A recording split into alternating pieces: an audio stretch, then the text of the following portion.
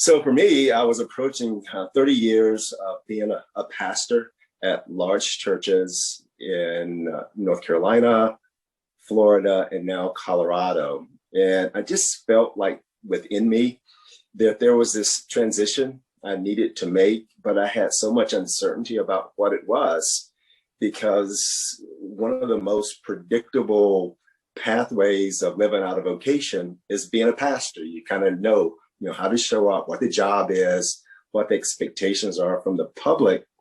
Yet I didn't have clarity on how to kind of listen to who I was becoming within. So for me, again, approaching nearly 30 years of public service as a pastor, I was just looking to find clarity on how to listen and move forward. What changed for you after completing the Inner Compass process? I spent 9 to 12 months being open to where the Holy Spirit, the universe, God was leading me.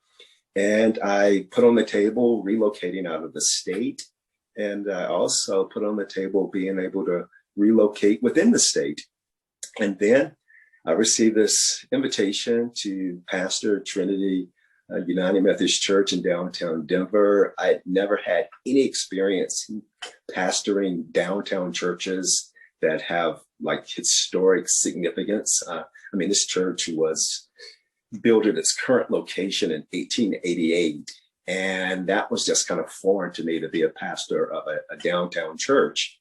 And for the sake of this story and kind of time stamping where we are right now, this church is like all the churches I've pastored in my career as a Methodist is a white congregation. And I am their first Black senior pastor, and the dynamics about race and religion, they have a different light as to who we are as a country and as a world related to racial justice. So everything about this new opportunity honestly was scary. It was unsafe. It's incredibly risky. And I remember when I said yes to this opportunity in the winter of 2018, it just felt right, even though I had absolutely no experience working with this type of church, with this type of profile. It just felt in that moment like I was prepared to do this work. And honestly, I've been preparing a lifetime to be where I am and having the impact and the engagement that I'm enjoying right now. I do think you could speak really highly to is, how did you know it was time to make the transition and in essence, step into another season of your life? I think how I knew was first reflecting on what I had completed in one chapter of my life. So I looked at this body of work that I completed for 15 years at my prior church. And it was like, at the end of the creation story, it ends on saying like, and it was good.